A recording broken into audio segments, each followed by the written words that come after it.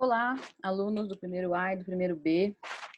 Chegamos hoje à nossa tão esperada aula sobre behaviorismo radical de Skinner, dando sequência aí às nossas últimas aulas, onde nós vimos, né, as descobertas do Pavlov com relação ao condicionamento clássico. Vimos também o behaviorismo metodológico do Watson, nosso primeiro behaviorista, e hoje veremos o Skinner. Todos vocês já receberam o slide lá pela EVA, que é o mesmo que eu utilizarei hoje. Então, caso vocês queiram acompanhar a aula gravada, né, junto com o slide, fiquem à vontade. Eu compartilho tela com vocês para a gente poder começar. Vamos lá.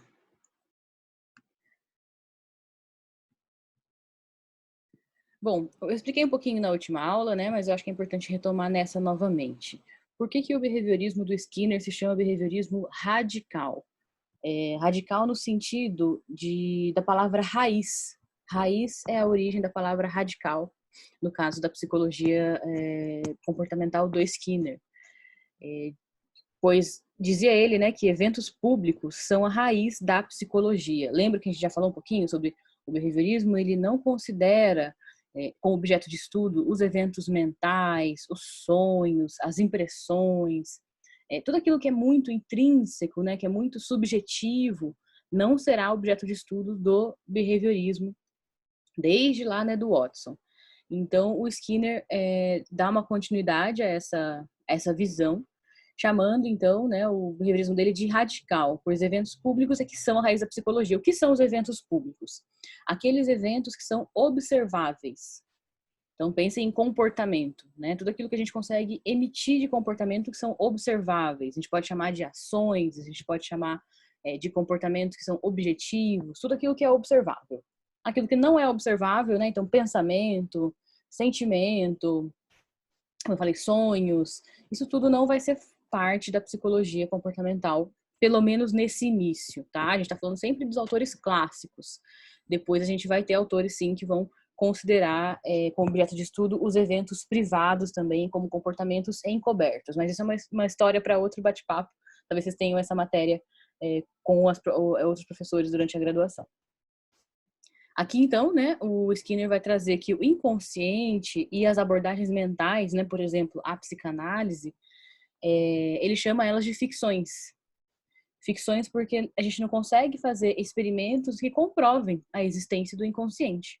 Então, para ele, são ficções não observadas. Para ele, o comportamento deve ser estudado e explicado de forma mais direta possível. Tá? Por isso é uma abordagem, então, objetiva, diretiva, como a gente já estava dizendo. O behaviorismo radical tem basicamente duas características. Primeira, as explicações sobre o comportamento se apoiam exclusivamente em fenômenos observáveis, como eu já falei. E segundo, que a psicologia é considerada uma ciência objetiva, como eu também já falei, cujos métodos envolvem a análise do comportamento sem apelar para eventos mentais, subjetivos ou para eventos fisiológicos especulativos. O que são esses eventos? Quando você fala assim, a pessoa está sentindo raiva porque ela está com ciúme. Nesse caso, né, tanto a raiva quanto o ciúme são eventos mentais, né? É claro que a gente não está falando aqui, por exemplo, de uma manifestação da raiva e do ciúme, né? No caso, a gente está falando de um sentimento. Mas mesmo quando a gente diz, por exemplo, um homem agrediu o outro porque sentiu-se ameaçado. Esse sentir-se ameaçado não explica, de fato, o comportamento, né? Não explica, é um evento mental, então não explica de acordo com esse parâmetro de serem fenômenos observáveis de uma ciência objetiva. Assim como os eventos fisiológicos especulativos, como eu disse, né? A raiva é um evento fisiológico, como a gente já viu na aula sobre emoções, a raiva pode ter um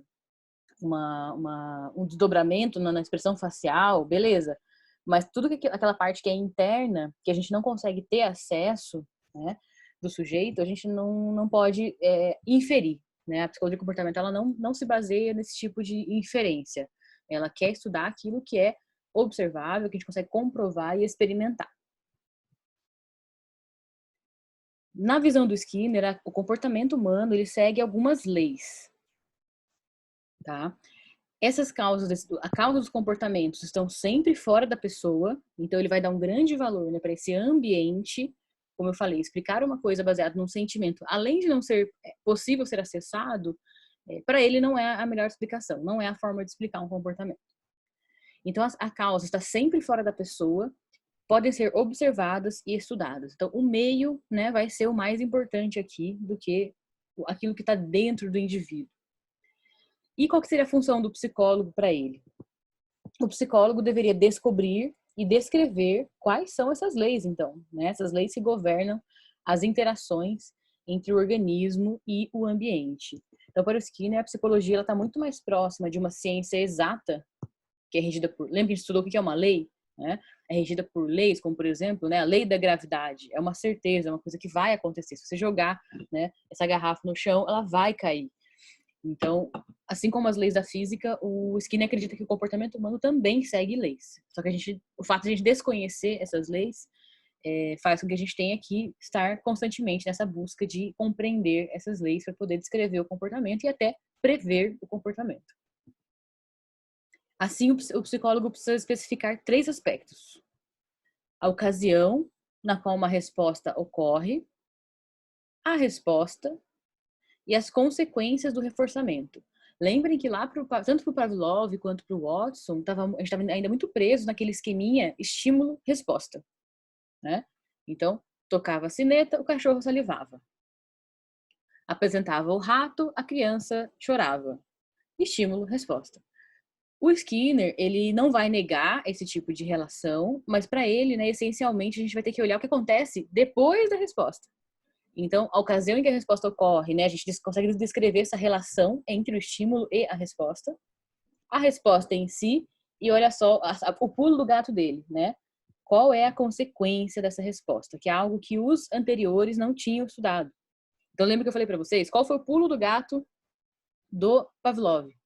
Descobrir que quando você tem duas coisas apresentadas em contiguidade, né, ao mesmo tempo, ou quase ao mesmo tempo, existe um pareamento, ou um emparelhamento, ou uma associação entre essas duas coisas.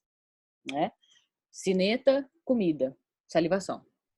Depois, sineta, salivação. O Watson, qual foi o pulo do gato do Watson? Identificar que as emoções humanas também seguem esse mesmo padrão. E que a gente pode usar o condicionamento clássico para explicar os comportamentos humanos também. Então, apresentou o rato junto com o barulho, a criança se assustou. Depois se apresenta só o rato, a criança se assusta. O pulo do gato do Skinner é olhar para uma coisa que acontece depois disso. Depois que a criança assustou. O que acontece depois disso? Qual é a consequência? Né? Então, ele vai ser o primeiro a falar desse olhar, dessa tríplice contingência, que a gente já vai ver o que é.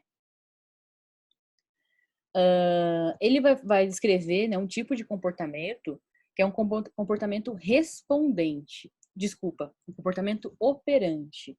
O respondente é aquele que a gente já viu com o Pavlov e com o Watson. Quando você reage a uma coisa que está no ambiente, como por exemplo saliva, se assusta, sente medo, qualquer coisa que é uma reação que você não teve, os próprios reflexos, né? É uma coisa involuntária. Então você está apenas reagindo, você está respondendo ao seu ambiente. O que o Skinner vai descrever? Um novo tipo de comportamento que é o operante. No caso, ele tira o organismo dessa passividade. A gente não é mais tão passivo. Ele descobre que a gente pode emitir uma resposta, ao invés de apenas responder a uma resposta, responder a um estímulo. Né? A gente pode emitir uma resposta, a gente age sobre o ambiente, ou seja, a gente faz isso voluntariamente. Tá? A gente não é mais tão passivo diante desse ambiente. Isso também é um outro pulo do gato do Skinner. Então, já temos duas descobertas importantes dele, né? A tríplice contingência, que é olhar para a consequência, e o fato de que a gente não é passivo nesse comportamento. A gente pode produzir coisas no nosso ambiente. Vejam só, então, que já são duas coisas importantes aí que ele descreveu. A tríplice contingência é essa aqui, ó. A gente tem 3 coisas aqui, 3 elementos, três colunas, né? Primeiro você vai ter o antecedente, que é o estímulo. Depois você vai ter o comportamento, que é a resposta. Depois você vai ter a consequência, que é aquilo que eu falei que acontece depois da resposta, que pode ser uma consequência de reforçamento, de punição ou neutralidade. Já vou explicar certinho o que é isso. Então, as explicações do Skinner para aprendizagem por meio do condicionamento baseiam-se na noção de que são as consequências que determinam a probabilidade de o comportamento ocorrer de novo. Então, ele tira aqui do estímulo para colocar aqui na consequência a probabilidade de que um comportamento aconteça novamente. Tá? Vou dar um exemplo para vocês. Vamos supor que o antecedente, o estímulo, é uma família passeando no shopping e a criança vê um brinquedo que ela quer. Isso aqui é o antecedente. Qual é o comportamento? A criança chora e pede o brinquedo. Qual é a consequência? Os pais podem dar o brinquedo, os pais podem fingir que nada está acontecendo e ir embora, os pais podem dar uma bronca na criança, os pais podem bater na criança, pode chegar alguma outra pessoa conhecida e tirar a atenção daquilo, né? Nem sempre a consequência vai ser uma coisa produzida, né, pelos pais da criança. Qualquer coisa que acontecer naquele ambiente pode ser uma consequência. De repente, sei lá, a criança chorando porque quer o brinquedo e passa um palhaço. E ela começa a distrair com o palhaço. É uma consequência também. Então, a depender do que vai acontecer aqui, vai modificar a resposta da criança numa futura vez que ela passar pelo shopping. Será que ela vai chorar de novo e pedir o brinquedo? Será que ela não vai fazer isso? Será que ela vai fazer outra coisa? Tá? Então, de acordo com essa relação entre a consequência e o comportamento, é que a gente vai descobrir se, né, um comportamento volta a acontecer depois ou não. Já vou dar outros exemplos que vão tornar mais claro para vocês essa relação. Como eu disse que eu ia explicar, né, as consequências elas podem ser de 3 tipos: neutras ou neutralidade, punitivas ou reforçadoras. Quais são as consequências que são reforçadoras? São aqueles eventos que alteram a probabilidade de que uma determinada resposta ocorra novamente. Ele altera aumentando a probabilidade da ocorrência da resposta. Então, aqui, se a consequência é reforçadora, quer dizer que o comportamento tende a acontecer mais vezes. Exemplo, se os pais param e compram um brinquedo, a próxima vez que a criança passar lá, provavelmente ela vai pedir e vai chorar de novo, assim que ela vê alguma coisa que ela queira comprar, tá? Isso pode ser um exemplo de reforçador. Por que ela é reforçadora, essa resposta? Porque aumentou a resposta dessa aqui. Então, a gente só vai saber se uma consequência, na verdade, é reforçadora ou punitiva a depender do efeito que ela vai causar aqui, tá? Não pense em reforçamento e punição como reforçamento é algo positivo e punição é algo negativo, tá? Reforçamento é sempre agradar e punição é sempre bater, tá?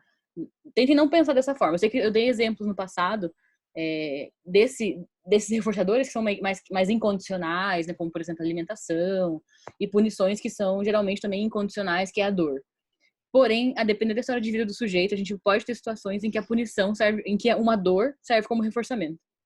Ou em que você fazer o que a pessoa quer pode surgir como punição. É bem louco isso, mas, por exemplo, sempre que eu dou essa aula, os alunos perguntam no comportamento sadomasoquista. É um exemplo, em que é uma dor, porém que pode vir a reforçar o comportamento do sujeito. Então, vamos sempre olhar a consequência como qual é o efeito que ela produz na resposta, ou seja, no comportamento. Tá? Se eu estava acabando de dizer, se um evento é ou não reforçador, isso depende apenas dos seus efeitos. A gente não vai fazer julgamento de valor aqui, né, de qual é reforçamento, o que é reforçador, o que é punição, porque vocês compreendem que não tem um reforçador que seja para todo mundo. A gente pode ter isso no começo da vida, né? Por exemplo, alimento, na presença da mãe, algumas coisas acabam sendo, né, meio gerais. Mas a partir da nossa história de vida, a gente vai vendo que algumas pessoas têm algumas consequências reforçadoras para ela, enquanto outras não. Então, isso vai depender muito daquele organismo, né? Qual é o reforçador para aquela pessoa? Quando a gente está trabalhando com seres humanos, isso é ainda mais variável do que com relação a animais. Beleza, então aqui, o mesmo evento pode ser reforçador numa ocasião, mas não em outra. Vou dar um exemplo para vocês. Eu fui na cachoeira esses dias. Tava meio friozinho. Foi gostoso? Foi, mas eu não fiquei na água por muito tempo. E eu não voltei a entrar na água depois da primeira vez. Então, eu fui na cachoeira no frio. Comportamento. Antecedente. Estava com vontade de ir na cachoeira, estava passando perto de uma cachoeira, estava em isolamento social, né, vontade de sair de casa, procurei só pra você saber, né, procurei uma cachoeira distante, não tinha ninguém, aí consegui ir lá. Qual foi o comportamento? Entrei na cachoeira, na água. Qual foi a consequência? A água estava bastante fria, eu senti, né, tremor no meu corpo, e aí, então, isso fez com que eu saísse da cachoeira e não voltasse mais a entrar. A consequência foi punitiva. Imagina que eu tô num dia de calor escaldante, em que eu tô com sede, em que eu tô, sabe, suando. Eu posso ter o mesmo antecedente, né? Quero ir na cachoeira, tô com vontade de sair de casa, ver uma paisagem bonita, beleza, eu vou na cachoeira. Qual o comportamento? Entro na cachoeira.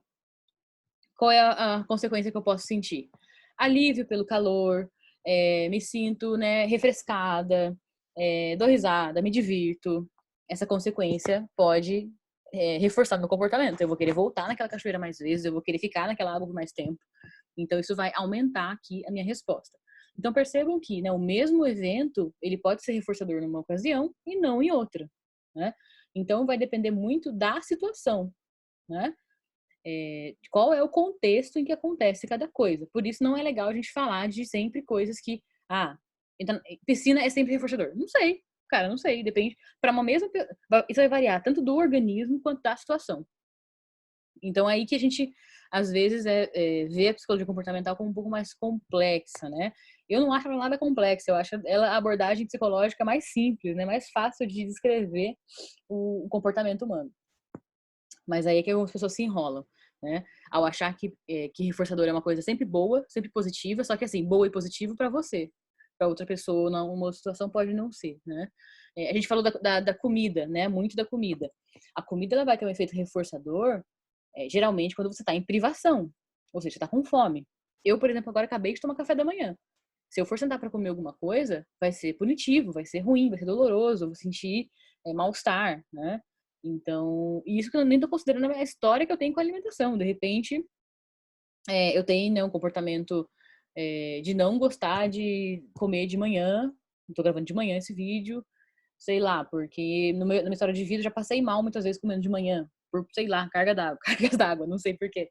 Nesse caso, a comida, comer de manhã pode ter um efeito punitivo, então eu vou evitar comer no período da manhã. Então vejam vocês como até comida, até coisas que parecem ser assim, né? Nossa, indispensáveis para a sobrevivência, né? Como comida, sexo, água, a depender da situação, ela não vai ser reforçadora. Então, o que a gente tem que olhar, repito mais uma vez, é a consequência, tá? O que vai acontecer com esse comportamento aqui desse meinho? Essa resposta, tá? Dentro desse esquema de reforço, a gente vai ter dois reforços, o positivo e o negativo. E mais uma vez, não pensem como positivo, coisa boa, negativo, coisa ruim. Pensem na operação matemática. Positivo é aquele que acrescenta alguma coisa. Vamos ler. O reforçamento positivo ocorre quando as consequências do comportamento, ao serem adicionadas a uma situação, olha só, operação matemática, ó, adição. Ao serem adicionadas a uma situação, após uma resposta, aumentam a probabilidade da ocorrência da resposta acontecer de novo, em circunstâncias similares. É um sinônimo, reforço positivo, para recompensa, tá? Vou dar um exemplo. Uma pessoa pode ganhar um bônus salarial por ter cumprido uma meta, por ter acertado mais questões numa prova, pode ganhar um presente porque se comportou bem. Né? Vamos olhar aqui o comportamento do bônus salarial por ter cumprido uma meta. Volta aqui. A pessoa tem um emprego que tem essa regra. A cada 10 vendas que você vende, você ganha 10% de aumento no seu salário daquele mês, por exemplo. Qual é o seu comportamento? Vendi 50 itens.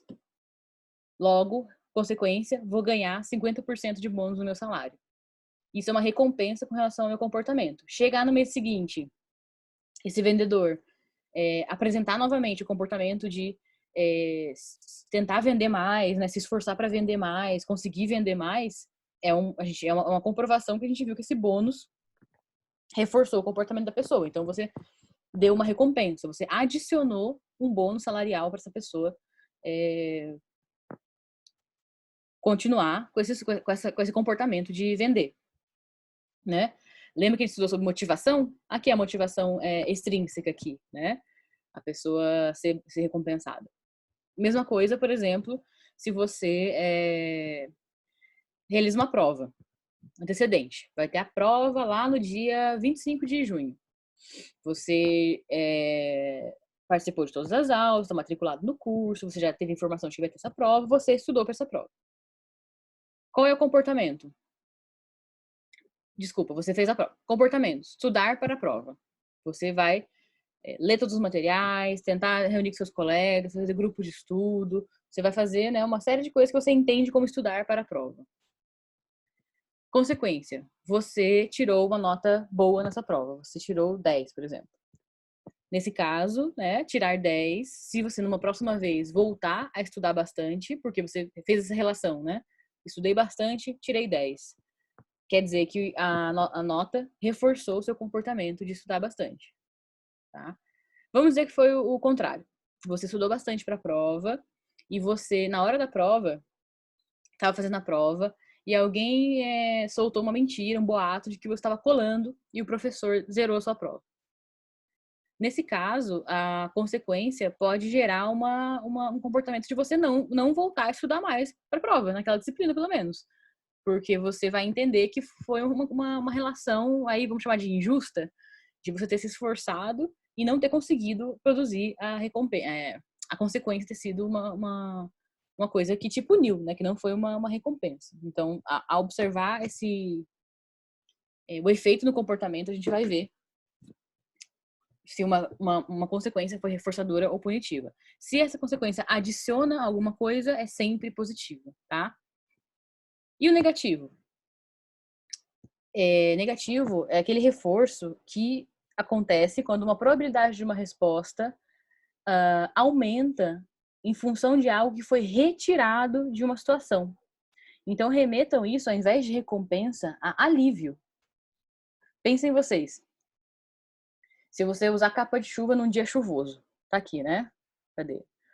Antecedente. Você tá saindo de casa, o dia tá nublado, a sua mãe fala, né? Porque a mãe sempre fala. Leva a capa de chuva que vai chover. Beleza. Qual é o seu comportamento? Você leva a capa de chuva. Qual é a consequência?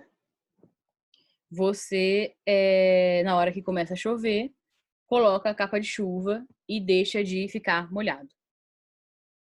Então, nesse caso, você tava lá, né, tipo, nossa, meu Deus, vai chover, tá preocupado, ou de fato começa, né, a chover, e você usa a capa de chuva e você se livra daquele desconforto de estar na chuva. Você está sendo reforçado, provavelmente, né? Provavelmente você vai voltar a levar a capa de chuva em dias que toda vez que a sua mãe falar, ou toda vez que você vê um dia nublado. Aí, assim, os comportamentos, eles acontecem, né, de uma forma na vida real bastante complexos. Então, assim, às vezes a gente vai associar isso com o que a mãe fala, às vezes a gente vai associar isso com eu vi que o dia estava nublado, ou apenas na situação em que as duas coisas aconteceram ao mesmo tempo. Aí isso varia um pouco, porque, como eu falei, né, a gente não tem controle de todas, já falei isso algumas vezes com vocês. Os comportamentos são complexos e a gente não tem controle de todas as variáveis, tá? Eu tô dando exemplos aqui, que são coisas mais simples, mais bobas, mas na vida real as coisas acontecem de uma forma, às vezes, mais complexas, em que a gente, não é que não funcione a contingência, mas é que às vezes a gente não está olhando para o antecedente ou para o comportamento correto. A gente está descrevendo uma coisa pensando que ela de repente, né, o que está motivando a pessoa a levar a capa de chuva, por exemplo. Mas às vezes não é nenhuma coisa nem outra, nem a mãe nem o tempo. De repente sei lá, alguma outra coisa que a pessoa associa com aquele dia. Vamos supor que a capa estiver amarela, e aí, sei lá, ela associa que a capa de chuva amarela aquilo que protege ela da chuva melhor do que outra capa de chuva. Aí a gente vê a questão do comportamento supersticioso, né? Que é uma coisa que o Skinner também estudou. Comportamento supersticioso e viés de confirmação. Às vezes a gente faz associações, tipo, malucas. Tem um sentido, mas às vezes a gente faz associações malucas que, na verdade, não são aquilo, né? Mas ok, voltando, fechando esse parênteses. Você leva a capa de chuva, você se livra da consequência aversiva de ter a chuva, né, molhando você. Nesse caso, você está removendo alguma coisa. Você está removendo a chuva, né? Você está removendo o ficar molhado por causa da chuva. Então, veja só, você está retirando uma coisa de uma situação. Isso te provoca alívio, né? Ar-condicionado em um dia quente, mesma coisa, né? Parece com o exemplo que eu dei da cachoeira. Se você está no ambiente, está muito quente, e você fala, tem ar-condicionado aqui, vou ligar o ar-condicionado.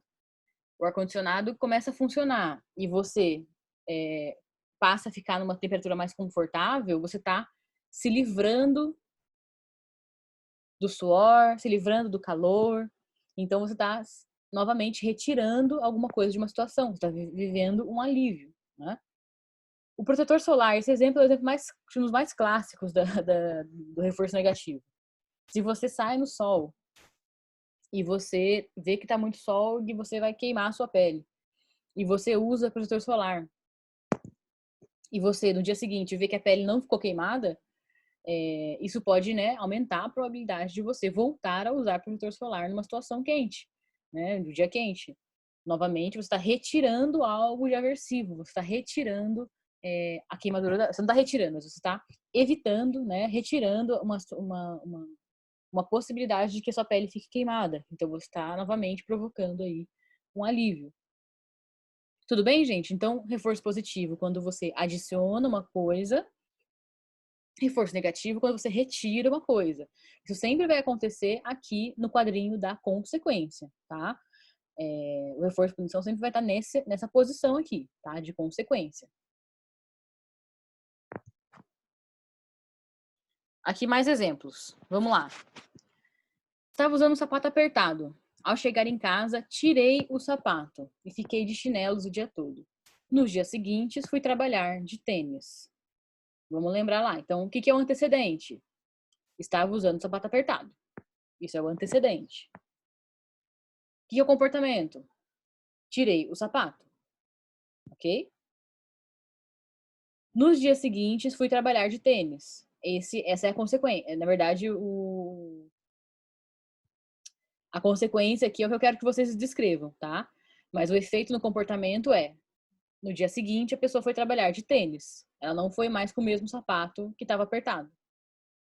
Qual é o tipo de consequência que a pessoa teve aqui?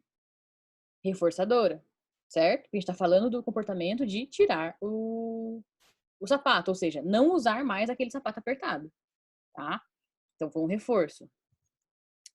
Foi uma coisa que adicionou alguma coisa na situação ou foi uma coisa que removeu alguma coisa da situação? Foi uma coisa que removeu algo da situação. Ó, tirou o sapato, assim, né? Ela tirou aquele desconforto também. Logo, ela sentiu alívio. E alívio é o quê? Reforço negativo. Beleza? Vamos lá, mais um exemplo. Quando fiz aniversário, dei uma grande festa. Meus amigos vieram de longe para comemorar e nos divertimos muito. Qual é o contexto aqui, né? Qual é o antecedente? Aniversário. Vai ter seu aniversário, tá chegando, né? O meu vai demorar ainda pra chegar. Tá chegando o aniversário, você já começa a planejar a sua festa. Comportamento, dar a festa. Né? Dar a festa é um comportamento complexo, né? Envolve várias coisas. Mas assim, decidir que, né, vai dar a festa. Convidei meus amigos. Qual foi a consequência? É que eu quero que vocês descrevam, né? Se foi reforçadora, punitiva, positiva ou negativa. Mas o que aconteceu foi que os amigos vieram de longe, né, para comemorar o aniversário e houve muita diversão. Então, né, essa consequência aqui, ela foi uma consequência reforçadora, né? Aumenta a probabilidade dessa pessoa dar uma festa novamente, né? Porque ela está descrevendo que foi um evento divertido para ela. E é positivo porque ela colocou alguma coisa que não estava ali antes, né? Podia ser que tivesse o aniversário dela e ela não fizesse nada. Mas não, ela fez uma festa. E mais do que isso, observe o que eu falei no começo da aula. Ó, em todos os casos, a pessoa foi operante, ela fez alguma coisa. Ninguém fez para ela não foi passiva na situação. Aqui a pessoa tirou, ela mesma decidiu tirar o sapato, tirou o sapato. Aqui a pessoa mesma que deu a festa. Ok? Então, nesses dois casos, a pessoa está operando sobre o ambiente e as consequências foram reforçadoras. Provavelmente essa pessoa vai ser uma pessoa daquelas que gosta de dar festa e provavelmente essa pessoa de cima vai ser aquela pessoa que pensa duas vezes antes de colocar um sapato apertado, né? Ou que evita colocar esse tipo de sapato que foi aversivo para ela, que foi doloroso. Beleza, então até aqui a gente viu os dois esquemas de punição, de reforço, reforço positivo e reforço negativo. Agora vamos ver o que é a punição. A punição também é uma consequência ao comportamento, certo? Assim como o reforço, a punição também é definida pelos seus efeitos. Então, a depender do efeito que vai acontecer, a gente pode falar que uma coisa foi punitiva ou não foi. Tá? Nesse caso, entretanto, o efeito não é um fortalecedor do comportamento, como é para o reforço positivo e para o reforço negativo. Mas é um supressor dele. O que é um supressor? Uma coisa que inibe o comportamento, que diminui a probabilidade daquele comportamento acontecer ou que diminui a intensidade daquele comportamento. E, novamente, né, a punição também pode ser positiva ou negativa. E, novamente, ó, vamos pensar na matemática. A punição positiva acrescenta alguma coisa e a punição negativa remove ou evita alguma coisa. Ok? Então, ó, o reforço sempre vai aumentar a ocorrência do comportamento e a punição sempre vai diminuir. Independente se é reforço ou punição. Se é positivo, quer dizer que aumenta o estímulo. Desculpa, que adiciona um estímulo, certo? Se é negativo, quer dizer que remove um estímulo. Vamos lá ver os exemplos que vai tornar mais tranquilo de vocês entenderem.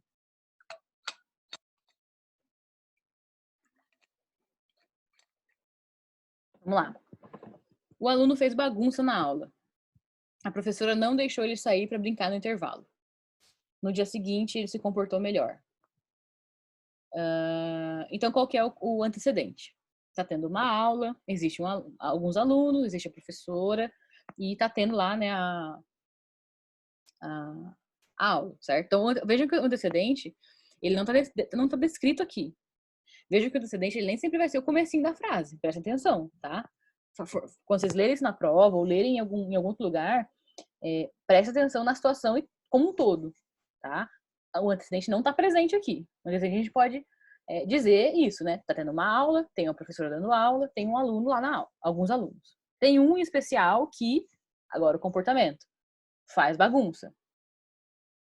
Se a gente estivesse fazendo um exercício extremamente, vamos supor, no contexto clínico, a gente trabalha numa clínica, a gente quer receber esse paciente, a gente quer trabalhar para que ele faça menos bagunça na aula. A gente tem que entender o que é essa bagunça, tá? Vamos dizer que seja ele fala alto, ele levanta da carteira, ele incomoda os colegas, joga papelzinho.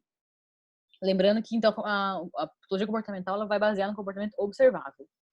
O aluno, então, fez tudo isso aí. Conversa na aula, levanta, joga papel nos outros, incomoda. O que acontece? Qual é a consequência? A professora não deixou ele sair para brincar no intervalo. Na hora que todo mundo saiu, esse cara ficou na sala de aula. Qual foi o efeito desse comportamento? No dia seguinte, o aluno se comportou melhor. Ou seja, no dia seguinte, isso não aconteceu. Ele parou de fazer bagunça. Ele parou. Ele deixou de fazer bagunça. Logo, a gente pode dizer, então, que a consequência foi punitiva. O fato da professora não deixar ele sair para brincar no intervalo foi uma punição para o comportamento dele. Agora, foi uma punição positiva ou foi uma punição negativa? Lembre-se, punitiva é aquela que acrescenta alguma coisa. Negativa é aquela que retira. No caso aqui, ó, todo mundo saiu. A professora retirou dele o direito de sair. Ela retirou dele essa possibilidade. Logo, a gente está falando de uma punição negativa. Tá? Segunda situação. Estacionei no local proibido. Vixe Maria. E levei uma multa. Nunca mais estacionei em local proibido. Qual que é o antecedente aqui? Também não tá relatado na frase. Você estava dirigindo seu carro, você estava passando por uma rua que tinha poucos lugares para estacionar, você só encontrou um local que era proibido. Aí você pensou assim, puxa vida, coloco ou não coloco meu carro aqui? Aí você pensa, nossa, mas eu tenho que resolver esse negócio lá no banco, preciso parar o carro em algum lugar, vou parar aqui mesmo, vamos ver, né? Acho que não vai acontecer nada. Aí qual é o comportamento? Estacionou no local proibido. Qual foi a consequência? Levou uma multa. Essa consequência foi punitiva ou foi reforçadora? Se você nunca mais estacionou no local proibido, quer dizer que foi punitiva, certo? Ela fez com que você diminuísse, né, a sua probabilidade para nunca estacionar mais no local proibido. Agora, foi uma punição positiva ou negativa? Você tinha 0 multas. Agora você tem 1 multa. Vejam que então foi uma punição que acrescentou algo para você, algo que você não tinha antes, tá? Logo, é uma punição positiva. Punição porque reduziu a probabilidade de você novamente, né, estacionar no local proibido, e positiva porque acrescentou uma coisa que você não tinha ali, né? Uma multa. Você tem que pagar uma multa agora, ok? Então, esses são os exemplos que eu queria contar para vocês. Beleza, gente, até aqui tudo bem? Se a gente for olhar para situações em que pensem assim, o reforço e a punição, elas acontecem o tempo todo, né? Tem a resposta de neutralidade também, que eu já tinha dito para vocês, né? Que é quando a gente, de fato, não observa nenhuma consequência, tá? Vamos pensar no caso da criança que chora no shopping para ganhar um presente, para ganhar um brinquedo, e os pais não fazem nada. Nem dão um brinquedo e nem batem nela, e nada acontece. Ela chora e não produz consequência alguma. Nesse caso, a consequência é de neutralidade, tá? Então, só para explicar o que é neutralidade, porque não estava nos slides seguintes. Aqui é semelhante, nessa consequência de neutralidade, ao que a gente descreveu lá atrás como extinção. Se você também não produz nada, você vai colocar o comportamento daquela criança em extinção, tá? Então, a neutralidade, ela também tenderá a diminuir o comportamento aqui. Só que provavelmente vai levar mais tempo do que a punição, tá? A punição, ela tende mais rapidamente a você conseguir o resultado que você quer, que é diminuir o comportamento aqui. Gente, tem uma série de consequências outras com relação ao uso de reforçamento e uso de punição, tá? A gente não vai explicar isso nessa aula aqui, mas só para vocês saberem, assim, a punição, ela não é uma consequência recomendada da gente usar o tempo todo. Na verdade, nem a gente fica usando indiscriminadamente. Depois, em outro momento eu posso explicar melhor isso, mas a punição, ela tende a punir, na verdade, toda uma classe de comportamentos. Então, pensa vocês assim, você vai na faculdade, antecedente. Aí, comportamento. Você tá conversando na aula. Aí eu vou lá e te dou uma advertência. Te mando pra direção, sei lá, faço alguma coisa ali que pra você serve como punição. Vocês concordam que eu posso estar punindo não apenas o comportamento de você conversar na aula, mas eu posso estar punindo o comportamento seu de ir para a aula também. Então, você pode, por exemplo, no caso de uma implicação na educação, de o aluno evadir, de o aluno, né, deixar de estudar, de o aluno ficar desmotivado. Enfim, então, assim, a punição, ela tem que tomar muito cuidado, né, com esse uso dela. A gente, na verdade, a psicologia comportamental, ela ficou conhecida na educação por ser uma abordagem que se usa muito da punição.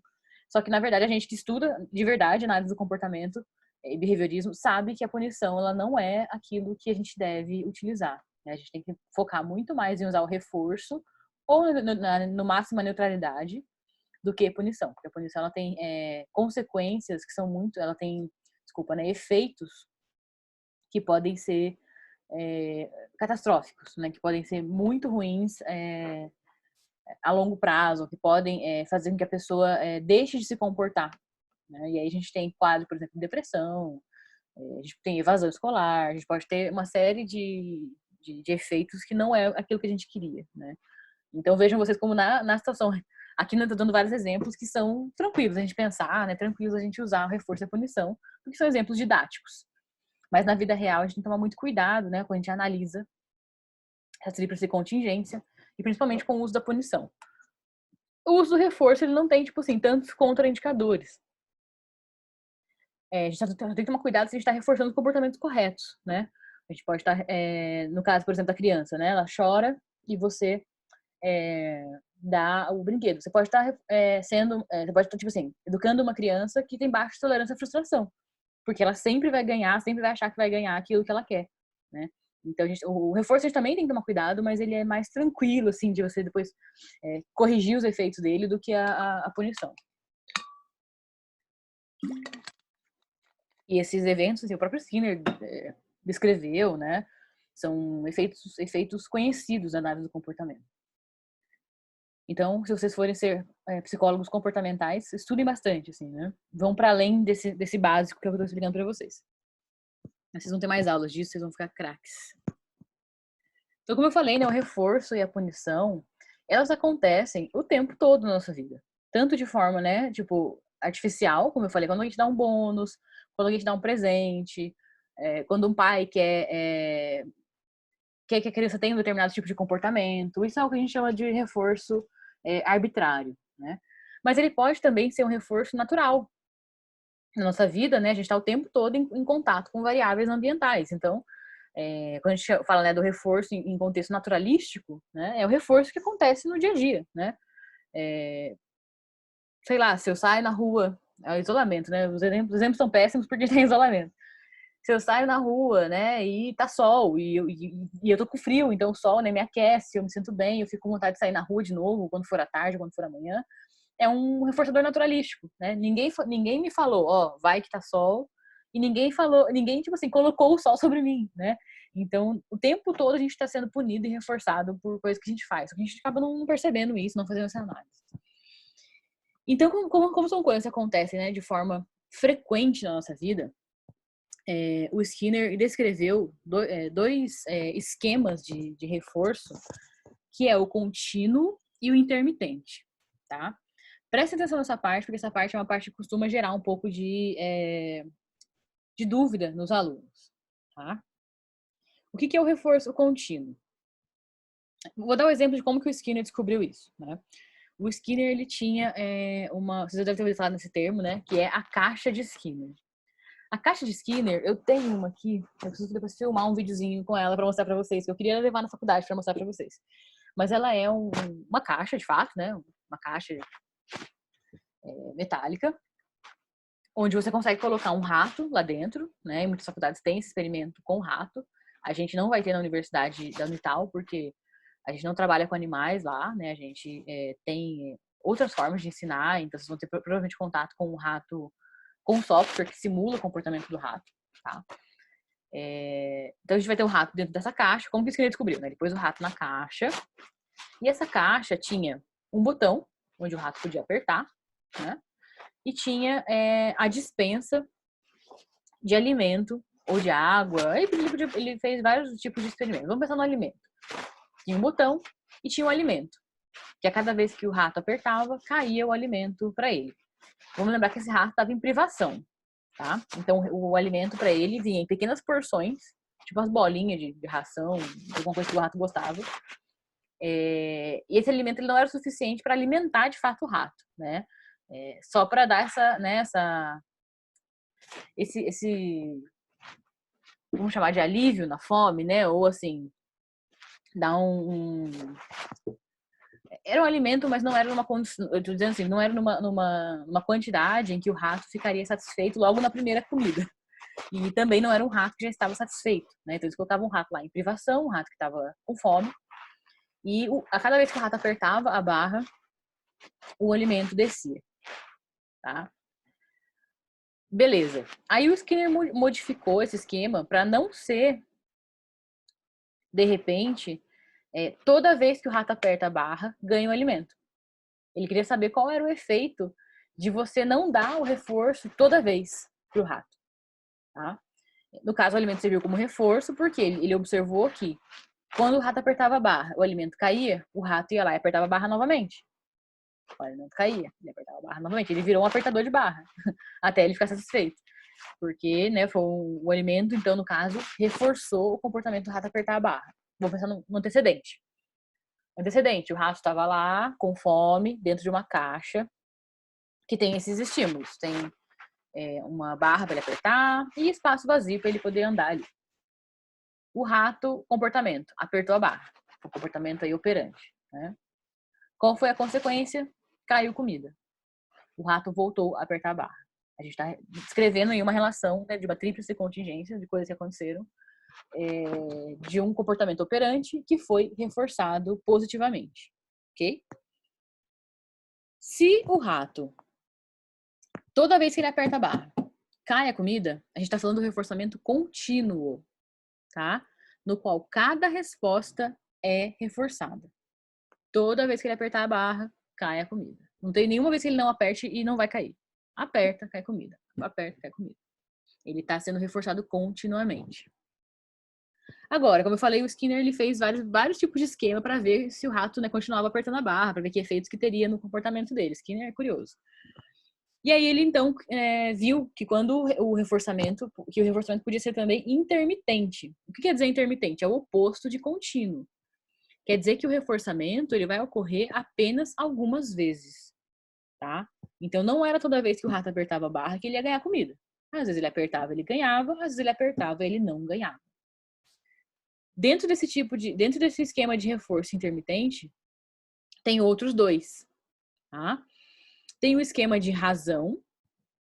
Então vamos dizer, toda vez que o rato aperta a barra 10 vezes, ele vai lá. 1, 2, 3, 4, 5, 6, 7, 8, 9, 10.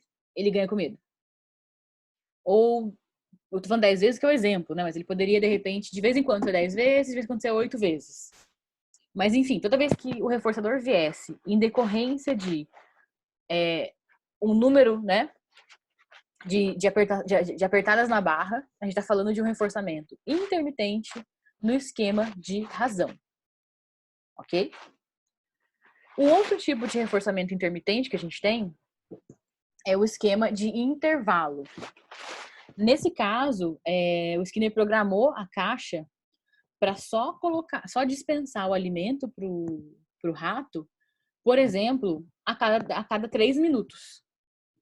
Então, não importava se o rato apertou a barra uma vez ou se ele apertou 500 vezes. Era questão do relógio.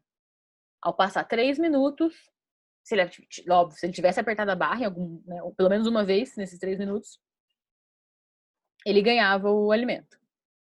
Tá? Então, qual que é a diferença? Aqui no esquema de razão é por quantidade de vezes que ele aperta a barra.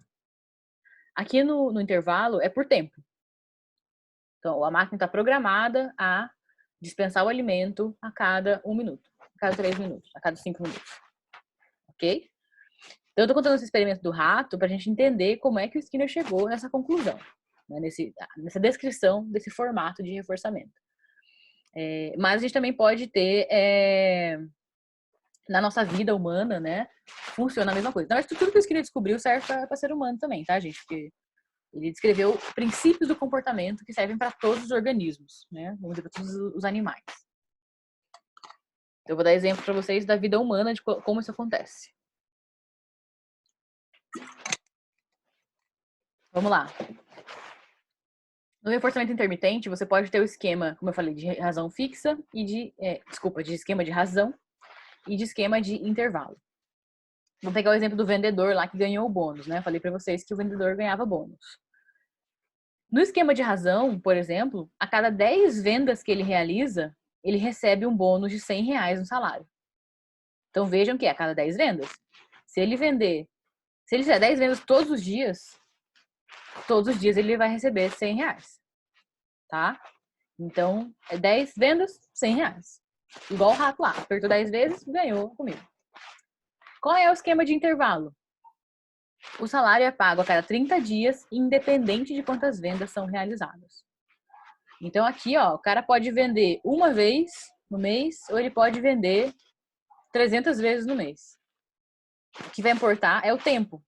Chegou no 30º dia, recebeu o salário. Ok? Então vejam que essa é a diferença, né? Entre os dois esquemas na vida humana, né? Num exemplo da vida normal humana.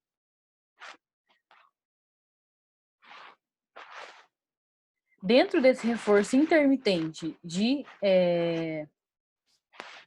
esquema... Dentro desses esquemas, né, do reforço intermitente, a gente tem também outros dois tipos, que é o esquema fixo e o esquema aleatório, tá? Então, por exemplo, no esquema fixo, o salário sempre é pago a cada 30 dias. Nunca atrasa e nem adianta, tá? Acho que a maioria das pessoas trabalha nesse esquema, né? Que trabalha assalariado, trabalha nesse esquema. Então, é fixo. chegou dia 30, você vai receber. Beleza? Qual outro esquema? Aleatório. Vamos supor que você é o vendedor, né? Que você não tem alguém que. Você não é assalariado, não é alguém que provém seu salário. Você é tipo um vendedor de Avon. E às vezes os seus clientes pagam adiantado, às vezes pagam com atraso. Então vejam que, né, o dia que você vai receber, você não sabe bem. Não tem assim, ó, dia 30 você vai receber. Às vezes é adiantado, às vezes a pessoa paga no dia 20, às vezes ela paga no dia 25, às vezes ela paga no dia 10, às vezes ela paga no dia 15. Então aqui é aleatório, você não sabe quando é que vai chegar o seu reforço, né? Diferente do fixo que você já sabe. Então aqui a gente tem um esqueminha que mostra todos esses esquemas que eu expliquei para vocês, tá? Então muita calma nessa hora, mais uma oportunidade aqui da gente entender. Primeiro a gente tem o contínuo, que é o mais fácil, né? Reforço contínuo quer dizer que a pessoa é reforçada a cada resposta. Toda resposta é reforçada. Intermitente, a gente pode ter o de razão fixa, né?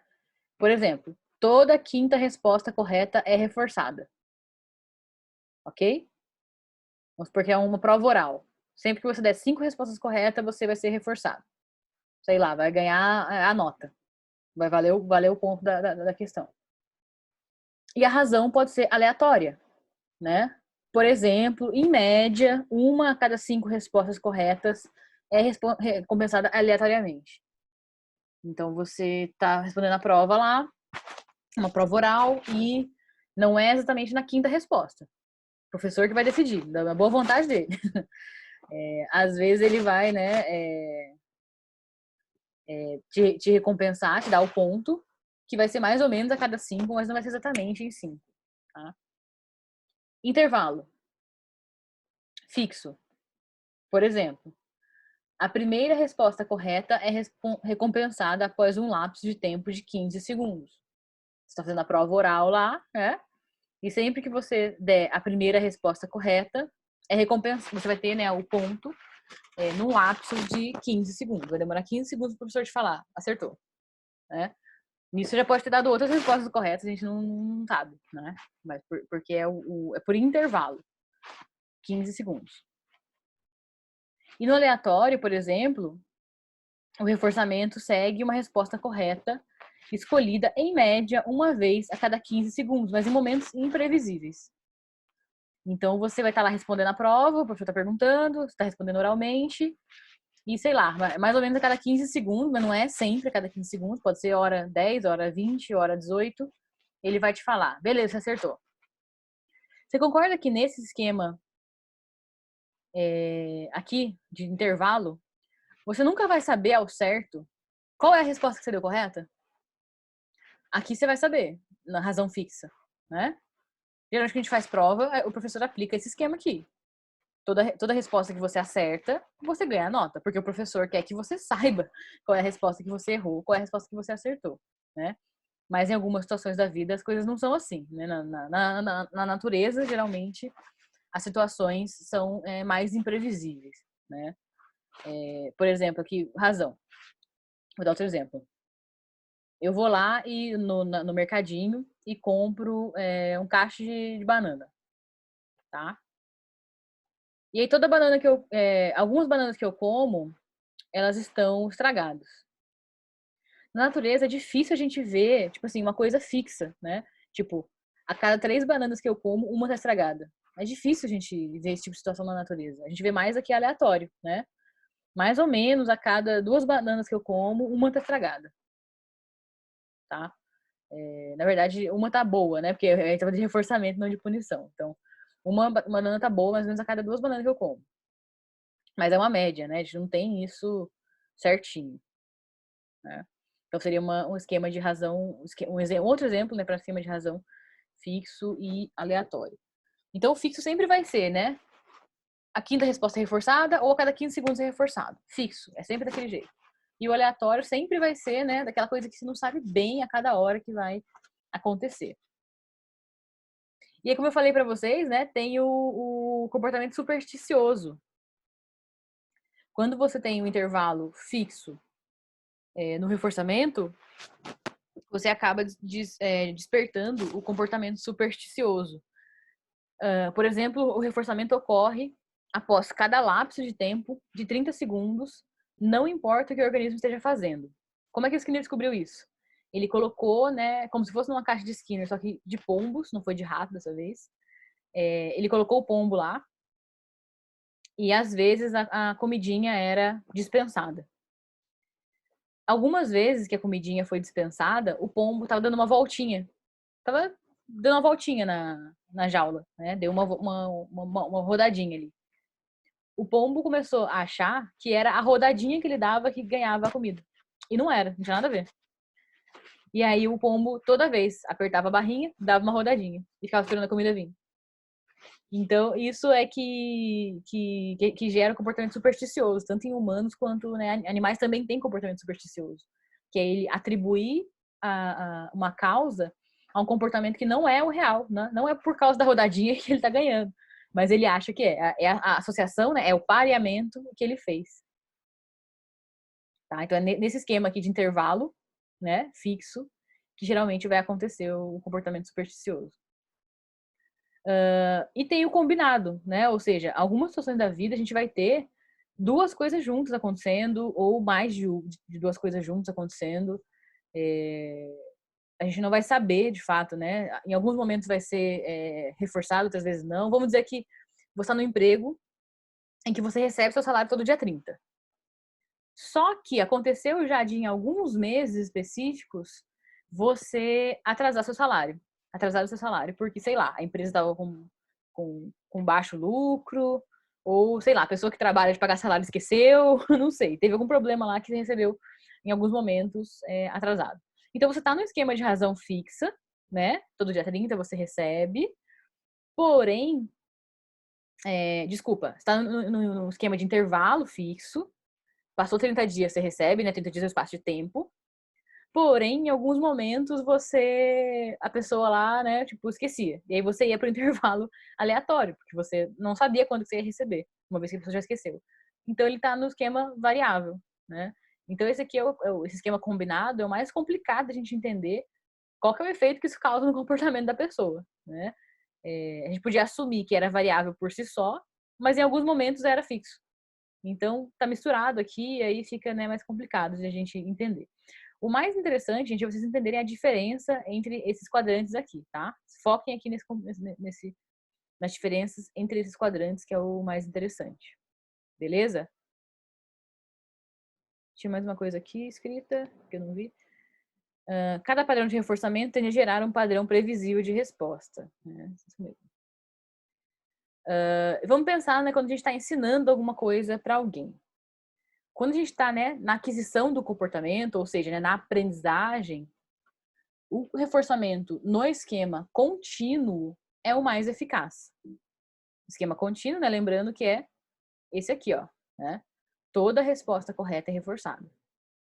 Então, se você está querendo ensinar alguém alguma coisa, você está lá ensinando o cachorrinho a sentar.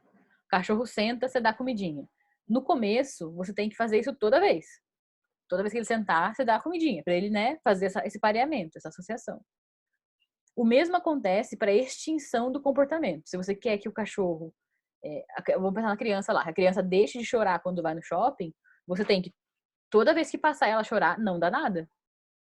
Se você dá uma vez a cada 10 vezes que ela passa, ela vai entrar aqui, ó, no intervalo de razão fixa, tá?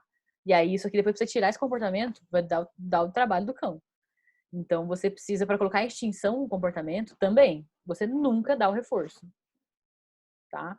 Você vai ter consequência neutra sempre. Quanto mais o comportamento é reforçado no esquema intermitente, torna-se mais difícil a extinção. Então, quanto mais você reforçar aqui nesse esquema B, tanto faz. Qual vai ser o... Na verdade, tem uma pequena diferença entre eles, mas vamos focar no básico, né? Quanto mais você reforçar no esquema que é de vez em quando ganha uma resposta, de vez em quando, né, tem um reforço, mais difícil vai ser de você depois tirar aquele comportamento. Como eu falei, se você dá o brinquedo para criança a cada 10 vezes que ela chora no shopping, depois, assim, vai ser mais trabalheira para você conseguir fazer com que ela fique de boa no shopping. Ela vai querer chorar todas as vezes. Ou mesmo que seja um intervalo variável, né? Não é toda vez que ela chora que você dá, não é exatamente 10 vezes. Mas, assim, se algumas vezes, né, que ela chora, você dá o brinquedo, putz, depois pra você ensinar ela que não vai rolar o brinquedo, vai ser difícil. Porque você concorda que ela vai sempre estar na expectativa? Ela sempre vai estar no não saber. Tipo, ao não saber se eu vou ganhar ou não, eu vou chorar. Porque, né, pode ser que venha esse comportamento. Vamos pensar no crush aqui, né? Eu gosto do exemplo de crush. Se o crush te liga e algumas vezes você não atende, outras vezes você atende. Você quer dispensar o cara, você não quer mais esse crush aí, você tá em outro já. Mas se de vez em quando você der bola pra ele, o cara vai continuar te enchendo o saco. O ideal é você ignorar sempre. Se você não quer mais ter contato com essa pessoa, ignore sempre, tá? Se você quer ter contato, no começo você sempre responde, não pode ter nenhuma vez que o cara te liga e você não atende. Atende sempre, dá atenção sempre, seja agradável sempre. Depois de um tempo, até tudo bem. Se você, né, de vez em quando ele liga, você atende, de vez em quando você tá ocupado, você não atende, né? Aqui já é o namoro na fase 2, né? De vez em quando você atende, você não atende, mas ele já entendeu o comportamento. Tipo, ele pode te ligar que você vai atender de vez em quando. Agora, você quer dispensar o cara, não atende. Começa a dar furo direto, assim. Tipo, não vai, não atende. Se você faz isso algumas vezes e outras não, a pessoa vai demorar mais tempo para entender que você não quer nada com ela. Beleza? Então, exemplos da análise do comportamento aplicados à vida prática. Quando o comportamento é reforçado no esquema intermitente, então torna-se mais difícil a extinção. Isso aqui, gente, vocês vão fazer depois todos esses experimentos no rato virtual, que eu falei que vocês vão ter a experiência de condicionar o rato. Então, que bom que não é um rato mais real, né? Que você imagina uma situação agora de isolamento. O rato tá sozinho lá no campo, né, coitado? Ele vai ficar sozinho lá, talvez com fome. Por isso que tem um rato virtual, pra gente não judiar dos ratos à toa, né? Isso tudo aqui a gente já sabe na teoria como funciona. A ideia de vocês terem a experiência com o rato é só para vocês poderem fixar melhor o comportamento, a aprendizagem, né? Para que vocês possam, ao observar o rato, aprender de forma melhor. Então, vocês vão fazer isso tudo no rato virtual lá e vão ver na prática como é que isso funciona. É bem mágico, é bem legal. Beleza, vamos para um outro conceito que o Skinner descreveu para nós, que é a modelagem, né? A modelagem é a técnica que você faz para treinar, né, os animais, e seres humanos também, né? Lembrando que nós também somos animais, a fazer coisas que normalmente não constam em seu repertório. Quando eu falo do animal, né, de você treinar um cachorro para sentar, é isso, né? Geralmente você não fala senta e o cachorro senta quando o cachorro acabou de nascer. Você precisa treinar ele para isso, certo? O experimentador que aplica a técnica de modelagem reforça qualquer comportamento que leve o animal mais perto da resposta final, em vez de esperar que ela seja emitida. Então, o que acontece? O cachorro, ele abaixa um pouquinho a bunda, você já dá o reforço. O cachorro faz que vai sentar, já dá o reforço, tá? Você não precisa esperar ele sentar. No caso do ratinho, que eu falei, né? O ratinho aperta a barra e cai a comida. No começo, o rato, você põe ele na caixa, ele não sabe disso. Né? Ele não aprendeu. Olha só, nossa disciplina é psicologia da aprendizagem, olha que maravilha. E o que você faz? Você começa a dar um pouco de comida para ele quando ele tá perto da barra. Então ele passou perto da barra, você dá comida. Passou perto da barra, você dá comida. Isso, assim, leva minutos, tá? Às vezes horas. Mas o que ele vai aprender? Que, olha, se eu ficar aqui nessa região da caixa, perto desse negócio estranho que eu não sei o que faz, eu ganho comida. Beleza? Ele fica ali perto. Depois de um tempo, ele precisa tocar a barra. Ele não tá apertando ainda, mas ele tá tocando a barra. Então ele encostou a patinha ali, você dá comida. Encostou a patinha, você dá comida. Você tá modelando ele. Então ele vai entender que, bom, além de ficar perto, eu preciso, né, levantar meu bracinho aqui, preciso estar, né, próximo desse negócio estranho que eu não sei o que faz. Beleza. Passou um tempo, ele toca com as duas mãos, com as duas patinhas. Você dá a barra, dá a comida. Toca com as duas mãos, dá a barra. Vai chegar uma hora que o próprio peso dele, ele não vai conseguir só tocar, né? Ele vai debruçar na barra. E aí ele mesmo tá apertando a barra e vai emitir a resposta. Então olha que mágico. Você ensinou para ele por modelagem. De pouquinho em pouquinho, ele foi chegando perto daquilo que você quer e você foi modelando. Vamos pensar numa criança que está aprendendo a escrever. A criança não escreve maravilhosamente bem, certo? Ela começa a desenhar, né, as letras, a escrever as letras e sai um pouquinho torto. Não vai sair perfeito, né? Mas você começa a falar para ela, isso aí, ó, você fez essa bolinha, letra O. Isso, ó, letra A. você vai dando reforço para ela, que pode ser essa aprovação social, né, de dar esse aviso para ela de que você acertou, à medida que ela vai chegando perto de desenhar a letra correta, retinha, como ela vai fazer depois, sei lá, de um ano que ela já sabe escrever. Então é importante a gente dando esse reforço, porque senão, por exemplo, a criança não vai ter se você não der esse reforço, ela não vai ter noção nenhuma que ela tá acertando, que ela tá errando, né? Se você vai dando reforço de vez em quando, ela vai já entendendo que, olha, é perto disso aqui que eu tenho que fazer, tá? Gente, isso sempre que a gente tá aprendendo alguma coisa, tá aprendendo, sei lá, um esporte novo. Faz uns 3 anos que eu comecei a praticar levantamento de peso. No começo, você não faz a postura corretíssima, por isso que você faz com pouco peso, pra você não machucar, né? Você faz a postura, tipo, mais ou menos. E o professor vai dando feedback, vai falando, não é assim, você tá com a coluna torta ainda. Não é assim, assim você tá, né, machucando, você pode machucar aqui sua lombar. Aí você faz um negócio mais ou menos parecido com o que ele instruiu você. Você consegue levantar o peso. Aí ele, é isso aí. Tá ainda, né, em processo, mas tá quase. À medida que você vai treinando mais, você vai chegando mais perto, com o feedback do professor, daquilo que é o ideal, né, a resposta ideal.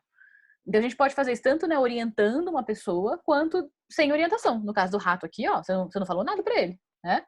Você foi só dando a resposta ali, à medida que ele ia chegando perto da barra, depois ia tocando a barra.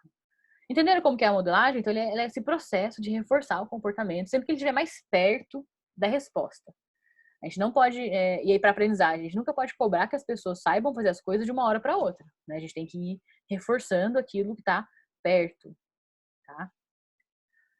Esse método, ele envolve o reforçamento diferencial das aproximações. Então, você vai, à medida que a pessoa vai chegando mais perto daquilo que você quer, o rato lá, depois que ele começou a tocar na barra e eu dava comida para ele, uma vez que ele estava perto da barra, mas não tocava, eu não dava mais. Porque eu sei que ele já aprendeu que ele precisa pôr a mão ali, né? Ele só precisa entender isso. Então, no começo, eu dava o reforço só dele estar perto da barra. Depois, eu já vou ter uma restrição um pouco maior, né? Já vou ter uma cobrança um pouco maior com ele. Eu vou reforçar apenas a questão dele pôr a mão na barra. E depois, apenas se ele apertar, né? Então, você vai deixando de reforçar um comportamento mais distante, né, do que você quer e vai reforçando cada vez mais aquele que está mais próximo. E isso o organismo vai já entendendo o que ele tem que fazer. Então, são aproximações sucessivas, né? Você vai reforçando de maneira diferencial as aproximações sucessivas. Sucessivas, né? Porque uma sucede à outra e vai chegando mais próximo daquilo que você quer. Gente, então esses são os conceitos da aula de hoje, tá? Então, não se esqueçam de estudar bastante, ler o nosso livro. Eu vou fazer alguns exercícios, vou bolar alguns exercícios para vocês, que vocês possam treinar esse comportamento, porque, né? Quanto mais, ó, vocês treinarem, estiverem perto da resposta, eu tô reforçando vocês com relação ao comportamento de vocês. Então, esses são os conceitos da aula de hoje. E eu vou dar os exercícios, e durante o horário da nossa aula, eu vou estar disponível para vocês, né, virem tirar dúvida, virem conversar. Quem teve dificuldade com essa aula, né, achou muito complexo, não se preocupe, a gente vai indo devagarzinho, né? Como eu falei para vocês, essa é uma matéria muito importante. Então, eu reservei, né, 3 aulas para a gente ver, só behaviorismo, a gente já viu uma aula, essa é a segunda, tem mais uma ainda, e talvez eu possa ter uma 4ª aula, porque para mim é importante que vocês estejam bastante com esse conhecimento bastante claro, né? Ele vai ser muito importante na carreira de vocês e nas disciplinas que são subsequentes à minha, no curso de psicologia. Então vai ter exercício e não se preocupem se de cara vocês não entenderem. Às vezes pode parecer complexo e devagarzinho a gente vai, né, absorvendo. Como eu falei, a gente não pode cobrar que o aluno aprenda logo de cara tudo, né? Vamos devagarzinho, vamos aí no reforço diferencial por aproximação sucessiva. Beleza? É isso, galera. Bom dia para vocês, boa terça-feira. A gente se vê depois na aula, caso vocês tenham dúvidas e caso queiram discutir aí os exercícios. Um beijo, tchau!